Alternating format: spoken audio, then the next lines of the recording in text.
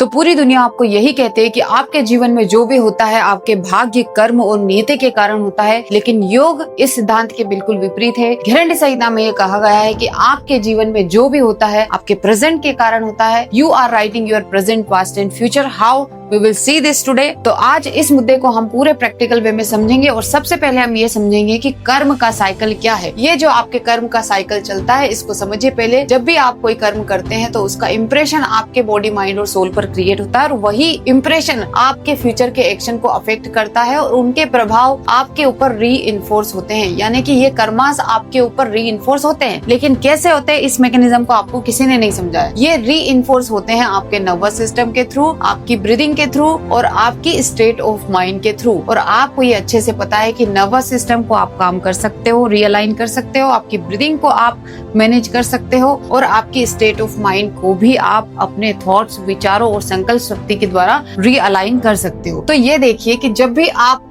श्वास लेते हैं तो आपके श्वास के कुछ स्पेसिफिक पैटर्न्स होते हैं। हर व्यक्ति एक दिन में कई तरीकों से श्वास लेता है और जो भी तरीका उसमें सबसे ज्यादा डोमिनेंट होता है उसकी स्टेट ऑफ माइंड भी वैसी ही होती चली जाती है। तो जो व्यक्ति शैलो ब्रीदिंग करता है, उथली श्वास लेता है, उसका जो मन है वो फ्यूचर और पास्ट में भटकता रहता है। कभी भी वो प्रेजेंट में नहीं रह पाता। अगर वो पास्ट में भटक रहा है तो वो दुखी होगा, द्रवित होगा। अगर वो फ्यूचर में भटक रहा है तो उसको एंजाइटी होगी, बहुत ज्यादा भागेगा, मन बिल्कुल भी स्थिर नहीं रहेगा और वो तरह तरह की योजनाएं बनाते रह जाएगा और बिल्कुल भी अपने प्रेजेंट से कनेक्ट नहीं होगा और अगेन उसको दुख का ही सामना करना पड़ेगा। और आपको लगता है कि आप ये अपने कर्मों की वजह से फेस करते हैं, जबकि इसको रीइंफोर्स करने वाला टूल आपकी ब्रीदिंग है। जो व्यक्ति सम ब्रीदिंग करता है, यानी कि जिसकी श्वास एक लय में आ रही है, एक लय में जा रही है, एक लय में आ रही है, एक लय में जा रही है, उसकी श्वास उसके मन और इंद्रियों को बांधे रखती है। किससे बांधे रखती है? प्रेजेंट से। जो चीज आपके सामने है आप उसका भोग करते हो, उसको वास्तव में समझते हो और इसीलिए जब आप प्रेजेंट में रहते हो तो आपका ध्यान अपने एग्जिस्टिंग थिंग्स पर होता है और आप उसी के अनुसार कर्म करते हो, यानी कि राइट एक्शंस आप करते हो क्योंकि आप स्थिति को पूरी तरह समझ रहे हो और उसके अकॉर्डिंग राइट एक्शन कर रहे हो। जब गीता में ये लिखा गया था कि कर्मण्येवाधिकारस्ते,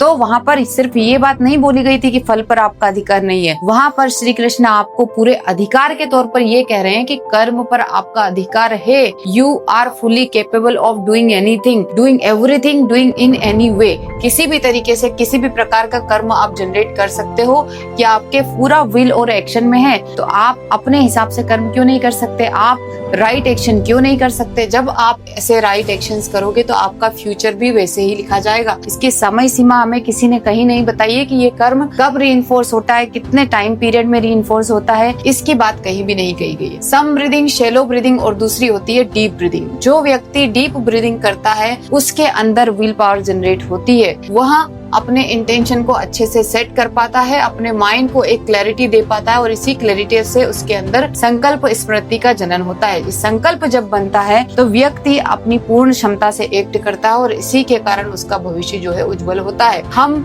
इस जीवन में जो भी चीजें अचीव करते हैं, हमारी जो भी उपलब्धियां होती है वो इसी संकल्प शक्ति के कारण होती है, इसी संकल्प प्राण के कारण होती है। जब आप शैलो ब्रीदिंग करते हैं तो आपके अंदर का स्मृति प्राण जागता है, यानी कि स्मृति, आपकी जो पास्ट मेमोरीज है वो वास्तव में प्रेजेंट में आकर आपको प्रताड़ित करती है। जब आप सम ब्रीदिंग करते हैं तो आपके अंदर स्थिति प्राण जागता है, आप स्थिर होते हो, स्थित हो जाते हो और प्रेजेंट से जुड़ते हो। जब डीप ब्रीदिंग होती है तो आप अपनी क्षमताओं से जुड़ते हो और अपना एक फ्यूचर जनरेट करते हो। तो जब आपकी ब्रीदिंग आपके नर्वस सिस्टम को अफेक्ट करती है, आपके स्टेट ऑफ माइंड को अफेक्ट करती है, तो फिर आप कर्म से इतना क्यों डरते हो? जब आपके हाथ में ये है कि आप आज क्या करो क्या ना करो, तो फिर आप भाग्य पर इतना भरोसा क्यों करते हो? मुझे ये समझ में नहीं आता। कल जो भी था, परसों जो भी आएगा वो अभी आया तो नहीं है। Why are you not focusing on today? वो अभी आया तो नहीं है, तो फिर आप आज पर क्यों ध्यान नहीं देते हो? जब आज पर आपका पूरा अधिकार है तो आने वाले कल पर आपका अधिकार क्यों नहीं हो सकता? इस चीज को समझिए, पास्ट में रहना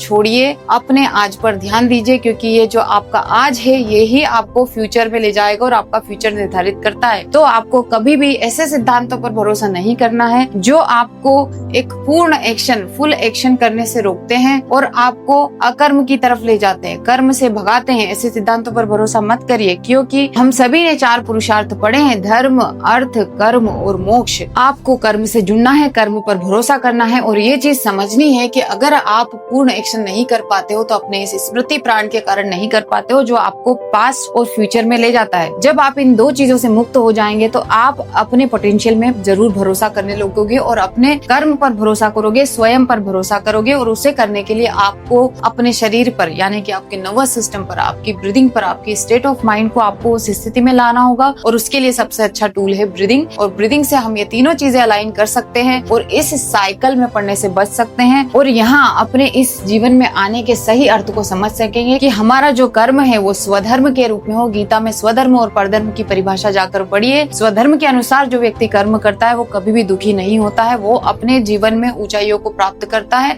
आध्यात्मिक ऊंचाइयों को।